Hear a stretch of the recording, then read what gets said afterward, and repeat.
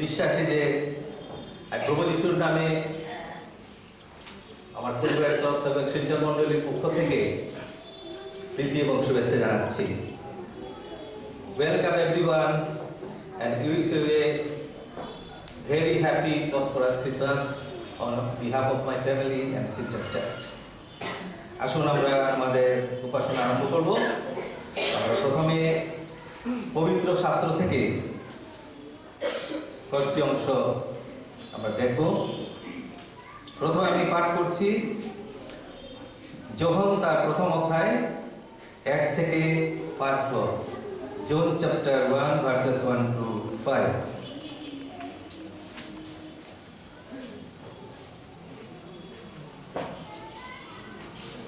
And another Isaiah chapter 9 verses 6 and 7.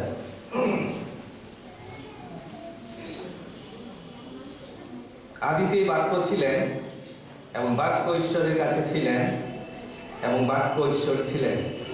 তিনি আদিতে ঈশ্বরের কাছে ছিলেন। সকলেই তাহার দ্বারা হইয়াছিল, যা হইয়াছে তাহার কিছুই তাহা ব্যতিরেক হয় নাই। তাহার মধ্যে জীবন ছিল এবং সেই জীবন মনুষ্যগণের জ্যোতি ছিল, আর সেই জ্যোতি অন্ধকারে অন্ধকার ছিল এবং অন্ধকার তাহা গ্রহণ করিল না।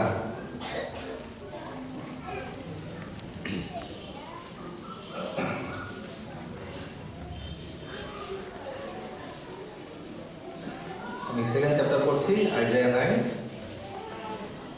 আর একটি বালক আমাদের জন্য জন্মিয়াছেন, একটি পুত্র আমাদেরকে দত্ত হইয়াছে, আর তাহারই স্কন্ধের উপরে কর্তৃত্বভার থাকিবে, এবং তাহার নাম হইবে আশ্চর্য মন্ত্রী, বিক্রমশালী ঈশ্বর, সনাতন পিতা, শান্তিরাজ। দাউদের সিংহাসন ও তাহার রাজ্যের উপরে কর্তৃত্ব বৃদ্ধির ও শান্তির সীমা থাকিবে না, যেন তাহা সুস্থির ও সুদৃঢ় করা হয়, ন্যায় বিচারে ধার্মিকতা সহকারে এখন অবধি অনন্তকাল পর্যন্ত। বাহিগণের সদাপ্রভু উদ্যোগ ইহা সম্পন্ন করিবেন। ঈশ্বর তাদের পবিত্র আত্মা আমাদের সবাইকে আশীর্বাদ করুন। আসুন প্রার্থনা করি। ধন্যবাদ পিতা তোমার চরণতলে যে তুমি আমাদের এই পবিত্র দিন দেখতে দিয়েছ, এবং পিতা গো 60 বছর সুরক্ষা করে এই পবিত্র দিনে তোমার এই মন্দিরে এসে তোমার এই গুণগান প্রশংসা বা আরাধনা করার যে সুন্দর সুযোগ তুমি আমাদের দিয়েছ পিতা, তাই তোমার চন্দ্র আমাদের অশেষ ধন্যবাদ জানাই। কৃতজ্ঞতা জানাই পিতা যে তুমি আমাদের কত ভালোবাসো। তাই তো পিতা এই সুন্দর দিন তোমার এই জন্ম উৎসব আমরা পালন করতে তোমার এই মন্দিরে আমরা একত্রিত হয়েছি। তাই বিনয় করি পিতা, আমরা যতজন এই পবিত্র মন্দিরের এই সময় উপস্থিত আছি, তুমি আমাদের সবাইকে তোমার আশীর্বাদে পূর্ণ করো, তোমার অনুগ্রহের দ্বারা তুমি আমাদের পরিচালনা করো, এবং তোমার উপস্থিতি আমাদের অনুভব করতে দাও।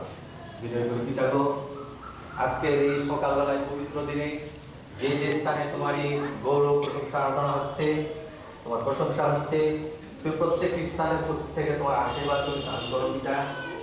যেন পিতা পৃথিবীর এক প্রান্ত থেকে আরেক প্রান্ত পর্যন্ত তোমার নাম সেবিত পূজিত পরিবারিত হয়। বিনয় করি পিতা, যারা সবাই পবিত্র দিনে তোমার এই মন্দিরে উপস্থিত হতে পারে নাই, তুমি তাদের আশীর্বাদ করো পিতা। যারা আমাদের মধ্যে অসুস্থতায় বা নানান অসুবিধার মধ্যে আছে, সবাইকে তোমার অনুগ্রহে নিতে রাখো, তোমার আশীর্বাদ দান করো পিতা, যেন তারা তোমার এই মন্দিরে এসে তোমার গৌরব প্রশংসা আরাধনা করতে পারে। তাই বিনয় করি পিতা গো, তুমি আমাদের সবাইকে পরিচালনা করো। এই সভায় প্রথম থেকে শেষ পর্যন্ত তুমি আমাদের প্রত্যেকের সাথে থাকো। যে সমস্ত কর্মসূচি আছে পিতা, আমাদের প্রত্যেকটি কর্মসূচিতে তোমার আশীর্বাদ তুমি দান করো, তোমার এই গৌরবার্থে সমস্ত কিছু সুসম্পন্ন হয়। আমাদের প্রত্যেকের সাথে থাকো, ভুল অযোগ্যতা অপরাধ নিশ্চয় জন্য ক্ষমা করো। এই ক্ষুদ্র প্রার্থনা ত্রাণকর্তা প্রভু যিশু তোমার নামে। আজকে সুন্দর একটি দিন আমাদেরকে দেখতে সুযোগ দিয়েছেন, এবং বড়দিন উপলক্ষে উপস্থিত প্রত্যেককে প্রীতি এবং শুভেচ্ছা জ্ঞাপন করি আমাদের শিলচর মণ্ডলীর তরফ হইতে। আসুন আমাদের কার্যসূচি আমরা আজকে দেখি। সকাল 11 ঘটিকায় বড়দিনের উপাসনা সভা, পরিচালনা থাকবেন প্রাচীন দীপেন্দ্রনন্দী মহাশয়, শাস্ত্রপাঠ এবং প্রার্থনা শ্রীমতী শিলা রয় বাংলা ভাষায় এবং ইংরাজি ভাষায় শ্রীমতী জাইরেন সামি নামতে।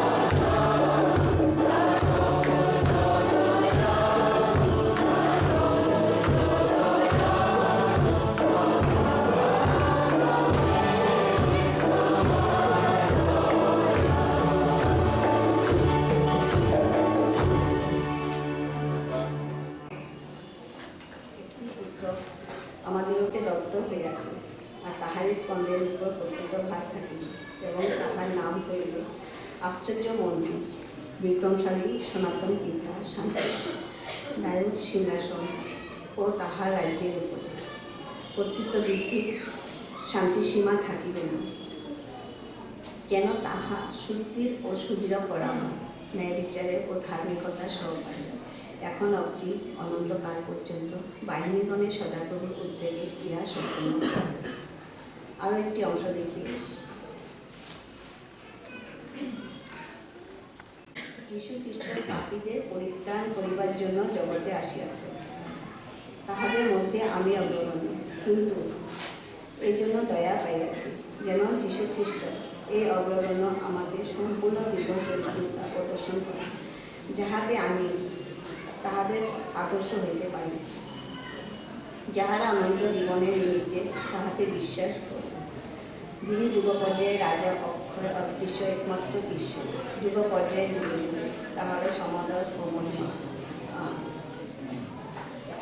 শেষ আসুন প্রার্থনা করতে। হে আমাদের সর্বস্ত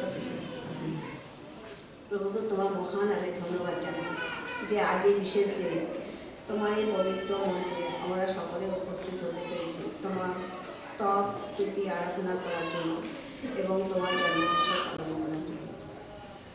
ধন্যবাদ জানাই প্রভু, এতদিন তুমি আমাদেরকে সুস্থ সবল করে রেখেছ। তুমি তোমার একজাত পুত্র প্রভু যিশুকে দান করেছ, যার আগমনে আজ আমরা এত আনন্দ করছি। আমরা তোমায় ধন্যবাদ জানাই, কেননা প্রভু যিশু মানব রূপে পৃথিবীতে জন্মগ্রহণ করেছেন এবং মানবীয় অভাব ও দুঃখের মধ্যে প্রেমপূর্ণ সহানুভূতি বৃদ্ধি করেছে। ইহাতে মানব জীবন পবিত্র হতে হবে। তোমার যে অতুলনীয় দান পৃথিবীতে শান্তি আনে, একজনকে অন্যের দিকে, সবাইকে তোমার দিকে আকৃষ্ট করে তুলেছে, তাই তোমার ধন্যবাদ। প্রভু, আমাদের প্রিয়জন ও বন্ধু বান্ধবরা ভিন্ন ভিন্ন স্থান হতে এসেছে তোমার জন্মদিনের উৎসব পালন করতে এবং তোমার সেবা, তাদের জন্য তোমার ধন্যবাদ। এই আনন্দের সময় যদি কেউ দুঃখার্ত, পীড়িত, শোকার্ত বা নিজ প্রিয়জনকে বিচ্ছিন্ন হয়ে থাকে, তাদের তুমি দয়া করো। দয়াময় প্রীত, এই উৎসব প্রভু যিশুর জীবনের যে মধুর বিষয় মনে মনে দিচ্ছে, তার জন্য তোমার প্রশংসা করছি।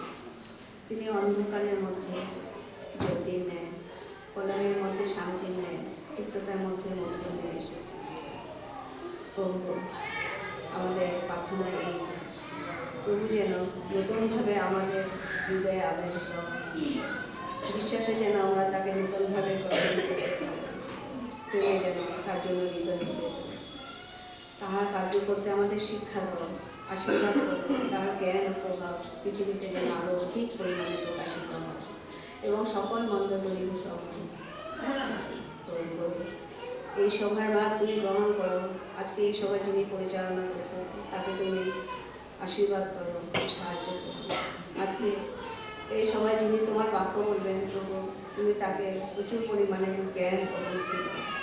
আমাদের প্রত্যেককে সে বাক্য বোঝার মতো জ্ঞান প্রবৃত্তি দাও। এই সভা শেষ পর্যন্ত তুমি পরিচালনা করো। আমাদের ভুল ত্রুটি পাপ অযোগ্যতা তুমি নিজ দায় মনে করো। এই ক্ষুদ্র বিনতি পালন তোমার নামে।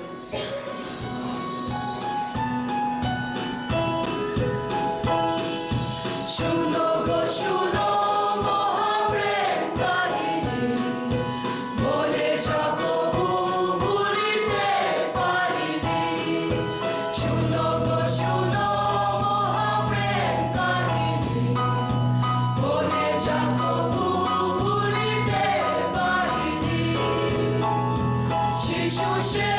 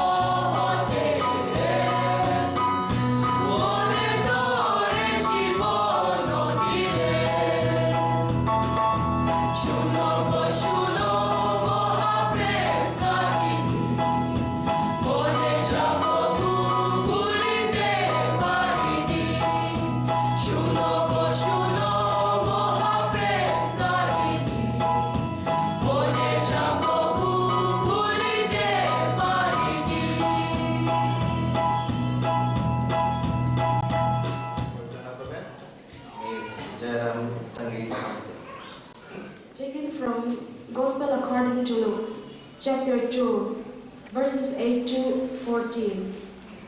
Gospel according to Luke, chapter 2, verses 8 to 14. Now there were in the same country shepherds living out in the fields, keeping watch over their flock by night. And behold, an angel of the Lord stood before them, and the glory of the Lord shone around them, and they were greatly afraid. Then the angel said to them, "Do not be afraid, for behold, I bring you good tidings of great joy, which will be to all people. For there is born to you this day in the city of David a Savior, who is Christ the Lord. And this will be the sign to you. You will find baby wrapped in swaddling clothes, lying in a manger." And suddenly there was with the angel a multitude of the heavenly host, praising God and saying, "Glory to God in the highest, and on earth peace, goodwill toward men." Let us pray. Almighty God, our Heavenly Father, we thank you so much for giving us this very special day. Thank you so much for giving us the most precious gift, Jesus Christ, in our lives. As we start our worship service today, Lord, please guide us and be with us with your Holy Spirit, so that we may worship you in spirit and in truth. We commit ourselves and our time into a mighty hand. In Jesus' name we pray.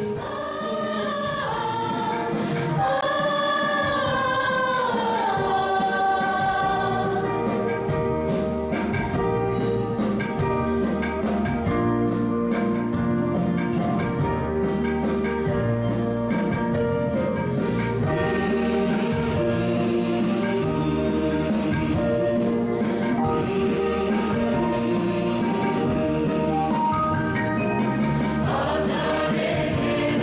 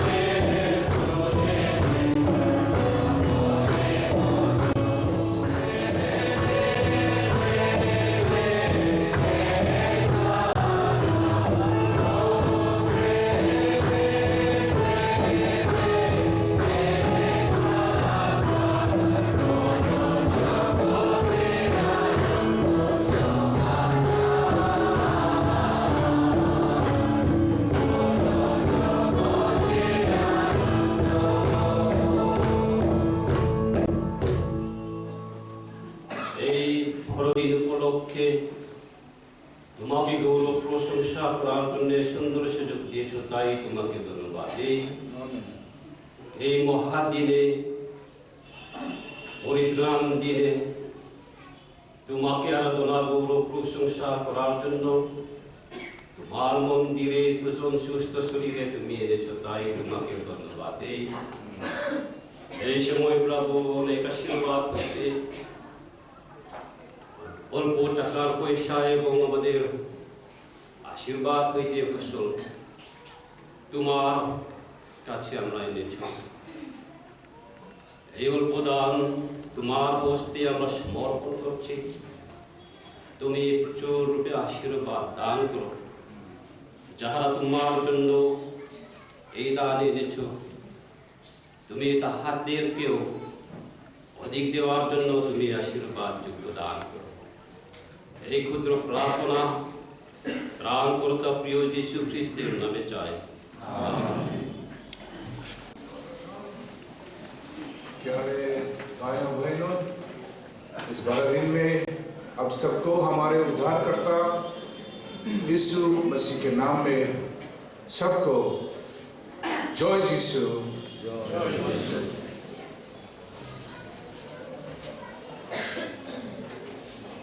सबसे पहले मैं धन्यवाद देना चाहता हूँ हमारे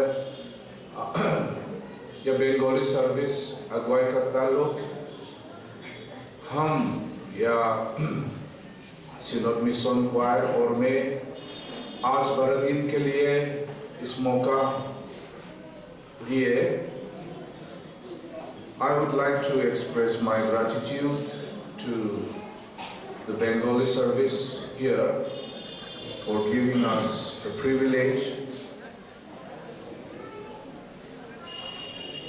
to sing songs and take part in this service for our Christmas Day celebration.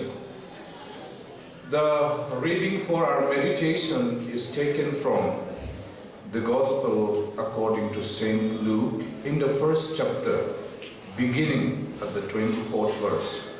I would like to read in Hindi version, and I would like to apologize to everyone. I cannot speak fluently in Bengali, so I'll try my best in Hindi. आज हमारे meditation के लिए परमेश्वर का वचन हम सुनेंगे। हमारा विषय तो परमेश्वर का राज्य कभी खत्म नहीं होगा। In His kingdom, God's kingdom, there shall be no end. परमेश्वर का वचन हम सुनते हैं लूका रचित सुसमाचार 1 अध्याय 24 पद से 21 पद तक। इन दिनों के बाद उसकी पत्नी एलिशबा गर्भवती हुई और 5 महीने तक अपने आप को यह करके छिपाए रखा कि मनुष्यों में मेरा अपमान दूर करने के लिए प्रभु ने इन दिनों में कृपा दृष्टि करके मेरे लिए ऐसा क्या है।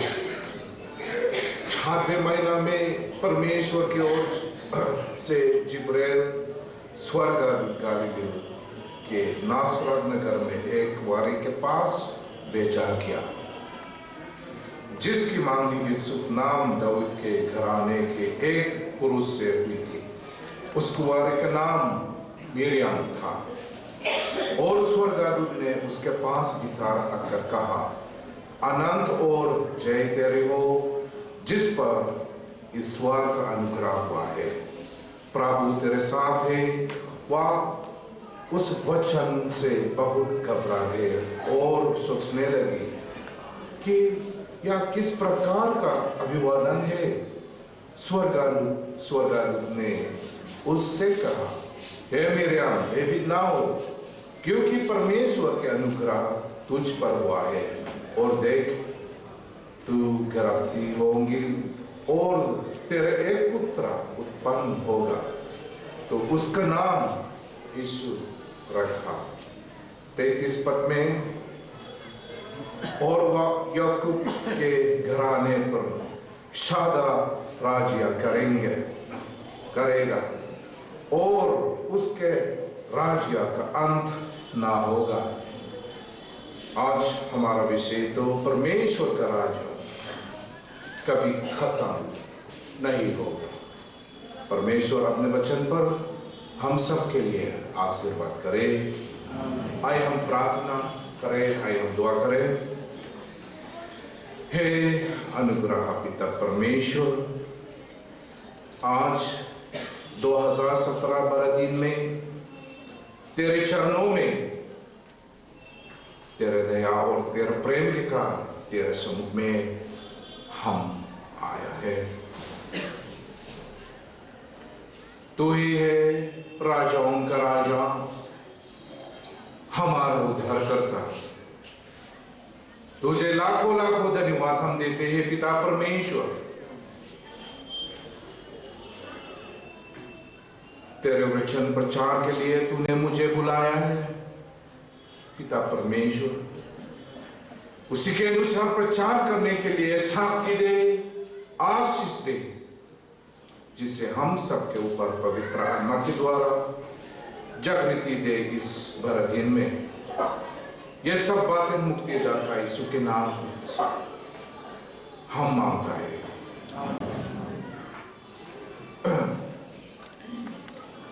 उनका पिताजी जकरिया को दर्शन दिया, किंतु जकरिया ने परमेश्वर के दर्शन पर संदेह किया। वहां बुरा हो चुका था और उसके पत्नी भी बुरे हो चुकी थी। ऐसे हालत में उनके संतान नहीं हो सकते, किंतु जकरिया ने परमेश्वर के दर्शन पर संदेह करने के कारण यूहन्ना के जन्म से पहले तक हुआ बात नहीं कर पाया। बाइबल में हम मिलते हैं या करके स्वर्गदूत ने उससे कहा था, इस प्रकार यूहन्ना के जन्म होने से पहले तक बात नहीं कर पाया। उसी प्रकार गब्रिएल स्वर्गदूत के द्वारा मरियम को दर्शन देने के लिए बात हम बाइबल में हम पढ़ चुका था। मनुष्य का रहन सहन एकदम साधारण नहीं हो सकता। आज तक आश्चर्य की बात है कि मरियम आगे ही बढ़ते रही, क्योंकि उसने परमेश्वर के दर्शन पर संदेह नहीं किया। किंतु जकरिया याजक परमेश्वर का सेवक होते हुए, पादरी हुए, परमेश्वर के कार्यों पर संदेह किया, बात नहीं कर सकता। मिरियम एक जवान स्त्री होते हुए भी परमेश्वर के कार्य पर संदेह नहीं किया। साधारण जवान स्त्री है मिरियम को, किंतु उसने कहा कि 39 पद में हम मिलते हैं, मिरियम देखो मैं प्रभु की दासी हूं, मुझे तेरे वचन के अनुसार, मुझे तेरे वचन के अनुसार। मिरियम ने केवल ऐसा इसलिए नहीं कहा कि वह महान राजा की माता बनाने वाले थे। मिरियम को संघर्ष के सफर में बहुत दूर तक जाना था। यूसुफ ने उसकी मंगनी हो चुकी थी, 1 साल के बाद दोनों की शादी होने वाली थी। मिरियम एंड यूसुफ उसी समय शादी से पहले गर्भवती, प्रेग्नेंट होना, उसका मतलब विचार के द्वारा क्या है माना जाता था। शादी के पहले मांगनी होने पर या एंगेजमेंट होने पर यदि पति मर जाए तो भी वह स्त्री विधवा कहलाती थी इस्राएल लोगों के लिए। और ऐसे होने पर उस स्त्री को पथरवा किया जाता था, पथरवा।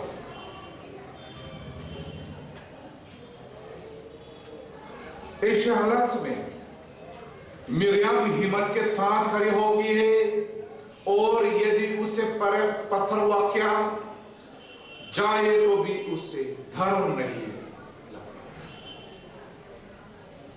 मिरियम अपने होने वाले पत्नी यूसुफ को भी खो सकती थी।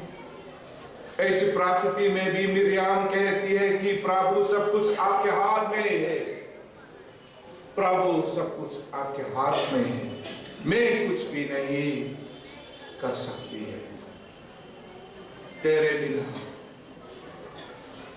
यदि मेरा जीवन भी खत्म हो जाए, चाहे शर्म और निंदा मेरे ऊपर आने से भी आपके इच्छा के अनुसार चलने के लिए आपने आपको अर्पण किया है। गब्रिएल के द्वारा परमेश्वर ने कहा कि परमेश्वर के राजा का अंत नहीं होगा। आरंभ में यूसुफ और मिरियम के अधीन यीशु मसीह की देखभाल हुआ है। यीशु मसीह परमेश्वर का राज्य स्थापित करने जा रहा था, किंतु इस बात को यहूदी लोग, इस्राएल लोग नहीं जानते थे, क्योंकि उनका विश्वास था कि मसीह आएगा तो राज संस्थान को उनके हाथ में देगा। वो भी मालूम था, क्योंकि उन्हें प्रभु यीशु पर भरोसा या विश्वास नहीं था। वो दूसरे मसीह का इंतजार कर रहा है, अभी तक इंतजार कर रहा है, जो सांसारिक रूप से केवल यहूदी इस्राएल लोगों के लिए राज करेगा। इसलिए उन्होंने प्रभु यीशु मसीह को क्रूस पर लटकाया और मर दिया गया, क्योंकि यीशु मसीह का राज्य सांसारिक रूप से नहीं था। और इस्राएल लोगों ने सोचा कि यीशु के मरने से सब कुछ खत्म हो गया, सब कुछ खत्म हो गया। किंतु यीशु मसीह दोबारा जीवित हुआ और मृत्यु पर जय को प्राप्त किया। इसलिए मनुष्य परमेश्वर के उद्देश्य को बदल नहीं सकता, चाहे संसार के कितने भी शक्तिशाली राजा महाराजा कोई भी हो। परमेश्वर की उद्देश्य बदल नहीं सकता है। प्रभु यीशु के स्थापित हुए कलेश आरंभ में छोटे से रूप से निकाले, दुख तकलीफ संकट मुसीबत में भी आगे बढ़ती रहे, क्योंकि पृथ्वी और स्वर्ग का परमेश्वर का राज्य दुख तकलीफ संताप होने पर भी आगे बढ़ते जा रहा है। और सिर्फ से हम प्रेरितों के काम हमारे बाइबल में हम मिलते हैं कि कलीसिया कैसे आगे बढ़ती गई। इस बात हम देखते हैं स्टेफन, पौलुस, पतरस, बरनबास के शिक्षाओं में परमेश्वर का राज आगे बढ़ाने के लिए अपने जीवन को और त्याग किया। बाइबल में हम मिलते हैं, नए नियम में, और प्रेरितों के काम में हम मिलते हैं 2 अध्याय 45 पद में। इस प्रकार परमेश्वर हमेशा उनके साथ में रहा। और 6 अध्याय में भी हम मिलते हैं धर्म गुरुओं के एक बड़ा समाज इस मत के अधीन हो गया। और 9 पद में पवित्र आत्मा की शांति में चलते और बढ़ते जा रहा है।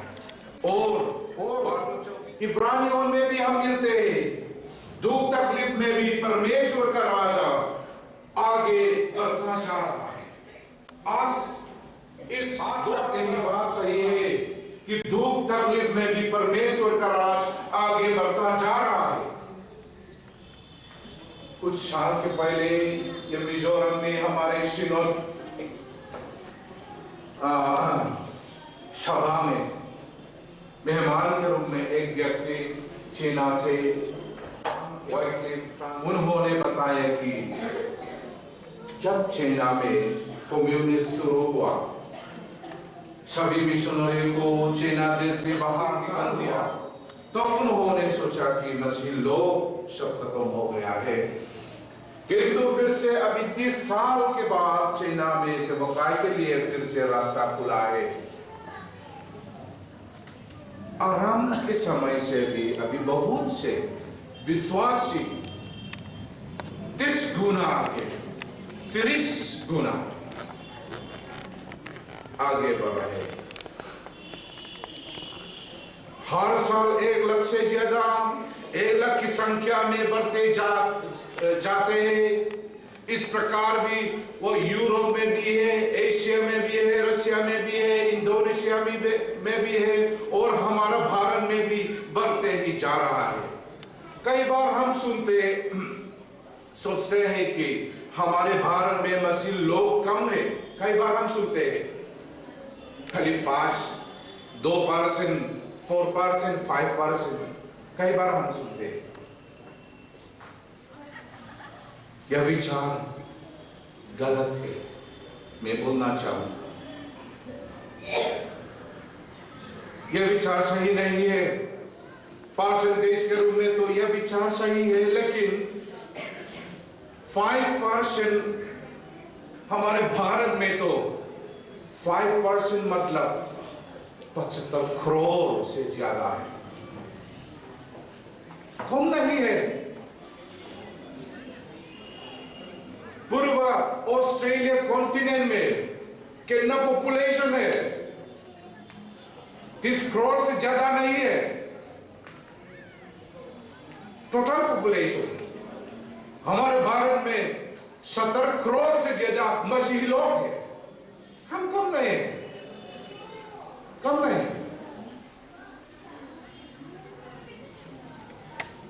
यदि इनके साथ हम तुलना करें तो हमारे देश के 70 करोड़ मसीहियों को एक जगह में रखेंगे तो इस दुनिया के सबसे देशों में 20वें स्थान पर मसीहियों का एक नया देश तैयार हो जाएगा, टॉप 20 में होगा। इसका मतलब हमारे भारत देश में मसीह लोग कम नहीं है। हमारे देश में सबसे अच्छा इंस्टीट्यूशन कॉलेज इस सिलचर में भी है। सबसे अच्छा इंस्टीट्यूशन भी हमारा मसीही लोग है ना? पूर्व देश में हॉस्पिटल, आश्रम आदि सब मसीही लोगों का है। इसलिए हमें नहीं धरना, नहीं मत धरना। पूरे संसार के हिसाब से तो यीशु मसीह स्वर्ग में जाने के बाद संकट मुसीबत में विश्वास बढ़ते जा रहा है। उसके राज आगे ही है, बढ़ता रहेगा, कभी खत्म नहीं होगा, बढ़ते जाएंगे आगे आगे। यह स्वर्गदूत ने कहा, स्वर्गदूत बोला था, परमेश्वर का राजा कभी खत्म नहीं होगा। चाहे यह संसार खत्म भी हो जाए, परंतु परमेश्वर का राजा का अंत नहीं होगा, हमेशा स्थिर रहेगा, अंत काल तक रहेगा। आज काल और युग स्थिर रहेगा। परमेश्वर का राज कभी खत्म नहीं होगा। आज जितने भी लोग आए उपस्थित हुए हैं यह बड़े दिन में, इस बात को ध्यान में रखते हुए आगे बढ़ना है और क्रिसमस को मनाना है।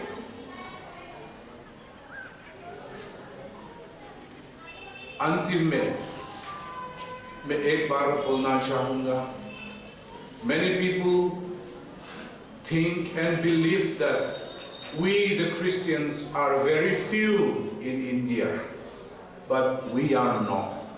If you compare with the percentage of our population, it may be true in one way.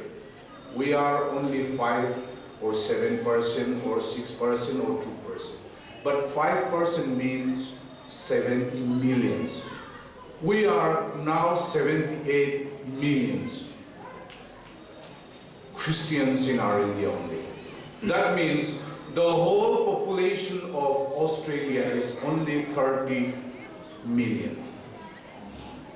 So we are very much bigger figure than the whole population of Australia. If the Christians, all Christians in India are put in one place, in one land, we will be the biggest, one of the biggest population, top 20. We will be there in the top 20 population. So we are not less. We should not be afraid, because here Gabriel said that his kingdom, there shall be no end. बढ़ते जाएंगे आगे आगे. Let us remember, in this Christmas, on this very Christmas day, we are celebrating the birth of our Lord Jesus Christ, and we are not less, and we will go on. We will go on, and His kingdom will grow. Even more in Silchar, in Barak area, in Burvadesh में बढ़ते रहेगा, कभी खत्म नहीं होगा. अंतिम में आप सभी को या बरदिन की शुभकामनाएं. परमेश्वर अपने वचन हम सबके लिए आशीर्वाद करें.